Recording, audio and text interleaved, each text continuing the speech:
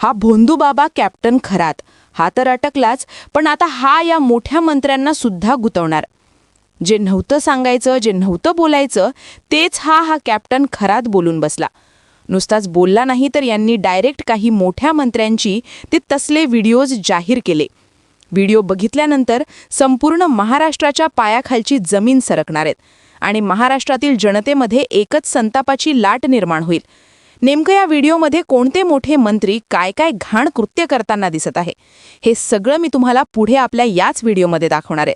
तुम्हाला फक्त एक काम करायचं आहे, हा व्हिडिओ शेवटच्या मिनिटापर्यंत बघायचा. अजिबात अर्धवट व्हिडिओ सोडून कुठेही जायचं नाही.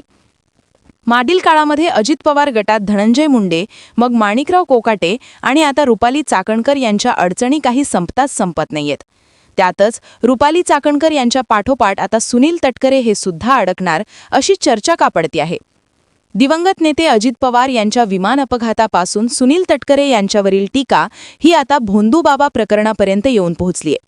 कॅप्टन अशोक खरात याच्या जादूटोणा प्रयोगाचे बारामतीतल्या अजित पवार यांच्या विमान अपघाताशी धागेदुरे जोडले जात आहेत. यासोबतच आता पुढचा नंबर हा तटकऱ्यांचाच असणार का, असा प्रश्न निर्माण झालाय. यांचे नाव येण्यामागची इनसाइड स्टोरी काय आहे, हे सर्व मी तुम्हालाच सांगणार आहे. नेमका यांचा असा कोणता गुप्त व्हिडिओ, काय कारनामा समोर आलायत ज्यामुळे आता तटकऱ्यांचा नंबर लागणार, हे सर्व तुम्हाला पुढे याच व्हिडिओत सांगणार. नुसतं सांगणार नसून डायरेक्ट तुम्हाला एक गुप्त व्हिडिओ दाखवणार.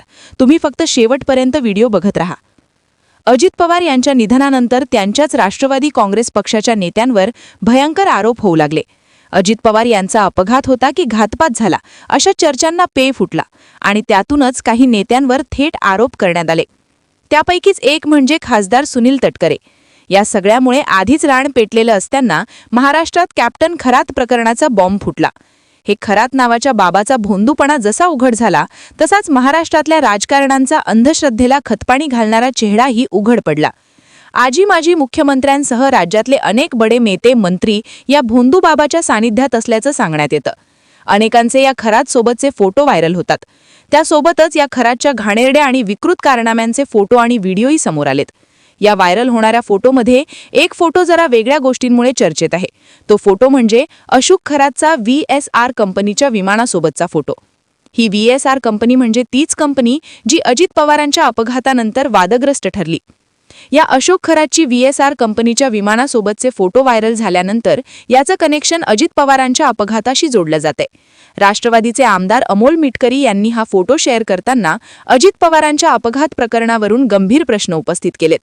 कारण याआधी म्हणजे जेव्हा अजित पवार हयात होते, तेव्हा एकदा त्यांच्या बारामतीतल्या सहयोग सोसायटी या निवासस्थानी आणि एकदा देवगिरी या शासकीय बंगल्यासमोर जादूटोणासारखा प्रयोग करण्याचा प्रयत्न करण्यात आला होता. याच गोष्टीवरून आमदार अमोल मिटकरी यांनी जादूटोणा करणाऱ्या या खरातचा आणि अजित पवारांच्या अपघाताचा एकमेकांशी काही संबंध आहे का, असा प्रश्न उपस्थित केलाय. पण आपल्या हाती आत्ताच एक महत्त्वाचा पुरावा सापडला असून ज्यानुसार या कॅप्टन अशोक खरातचे आणि या मोठ्या नेत्यांची काय कारणानी दिसत आहे, ते मी तुम्हाला पुढे व्हिडिओत दाखवणार. फक्त व्हिडिओ शेवटपर्यंत बघत राहा. कॅप्टन अशोक खरात नावाचा भोंदूबाबा, त्याचा भंडाफोड कालपासून सातत्याने मीडियावर केला गेलेला आहे आणि ज्याच्या अश्लील व्हिडिओ क्लिप्समुळे 58 व्हिडिओ क्लिप्स ज्या पेन ड्राईव्हमध्ये पोलिसांनी छापेमारीत हस्तगत केल्या, त्याच्यामुळे महाराष्ट्राचं वातावरण ढवळून निघालेलं आहे. आणि हा कॅप्टन खरात हा काही साधासुधा सुद्धा नाही, तर हा अघोरी कृत्य करत होता. महिलांना नशेचे अंमली पदार्थ देऊन त्यांच्यावर अत्याचार करत असल्याची तक्रार या भोंदूबाबाविरुद्ध करण्यात आलेली आहेत. अंधश्रद्धा निर्मूलन समितीचा कायदा या महाराष्ट्रात लागू आहे. त्यामुळे अघोरी पूजा परंपरा ज्या काही केल्या जातात त्यावर आमचं थोतांडावर अजिबात विश्वास नाही, किंवा दादासुद्धा तसा थोतांडावर विश्वास करणाऱ्यांपैकी अजिबात नव्हते. पण हा जो काही प्रयोग झाला, हा या कॅप्टन अशोक खरातच्या सांगण्यावरून झाला का? आणि जर केला असेल तर कोणी केला असेल? कोण त्या दादांच्या जीवावर उठलं होतं? म्हणजे कॅप्टन अशोक खरात याचा धागा जर त्या पूजाविधीपर्यंत जात असेल, अघोरी पूजापर्यंत, आणि यानंतर तो धागा जर VSRच्या मालकापर्यंत जात असेल, तर दादांच्या घातपात प्रकरणात या बाबाचा हात असल्याचा संशय अजून बळावतो. ज्याप्रमाणे दादांच्या घातपात प्रकरणामध्ये कोणाकोणाचा संबंध आहे तसं म्हटलं गेलं होतं आणि सुनील तटकरे यांच्यावर यापूर्वी सुद्धा आरोप करण्यात आले होते, आणि ज्याप्रमाणे आता सुनील तटकरे यांनी रुपालीताई चाकणकर यांची बाजू घेतली होती, त्यानुसार यावेळी सुनील तटकरे यांना इशारा सुद्धा दिला. खरात प्रकरणापासून कितीही पळ काढला तरी तुम्हाला आणि त्यांना सोडणार नाही, असा इशाराच अंजली दमाणी यांनी दिला. हे सर्व पाहता सुनील तटकरे यांच्यावर होणारी टीका म्हणजे आता पुढचा नंबर तटकरे यांचा असणार का या चर्चेवर पोहोचलीय. याआधी अजित पवार यांच्या अपघातानंतरही तटकरे टीकेचे धणी झाले होते आणि आता तर या बाबा प्रकरणात आणि चाकणकरांना पाठीशी घालण्यावरून सुनील तटकरे यांच्यासमोरच्या अडचणी वाढल्यात. खरं तर मागच्या काही काळापासून राष्ट्रवादीचे नेते सातत्याने वादाच्या भोवऱ्यात सापडतात, ज्यामुळे त्यांचे राजीनामेही घेण्यात आलेत. यामध्ये आधी धनंजय मुंडे, मग माणिकराव कोकाटे, आता रुपाली चाकणकर आणि त्यानंतर तर आता सुनील तटकरे यांचाही नंबर असण्याची शक्यता वर्तवण्यात येते. तसं तर खरात प्रकरण आणखी पुढे जाईल असाही अंदाज आहे. त्यामुळे यात आणखी किती नेते आणि मंत्री सहभागी आहेत का हे सुद्धा पाहणं महत्त्वाचं असणार आहे. पण तटकऱ्यांवर होणाऱ्या या आरोपांविषयी तुमचं मत काय आहे, कमेंट बॉक्समध्ये नक्की सांगा.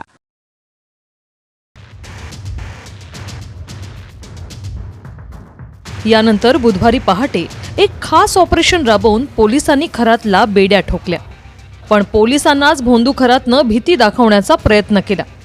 तुम्ही घोर अपराध करत आहात, तुमच्यावर देवाचा कोप होईल अशा शब्दात खरातनं पोलिसांना शाप देण्याचा प्रयत्न केला. मात्र पोलिसी खाक्या दाखवताच खरात गप्प झाला.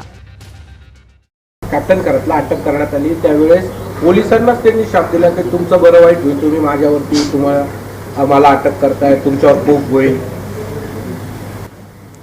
म्हणजे सगळ्या पोलीस डिपार्टमेंटवर कोप होईल.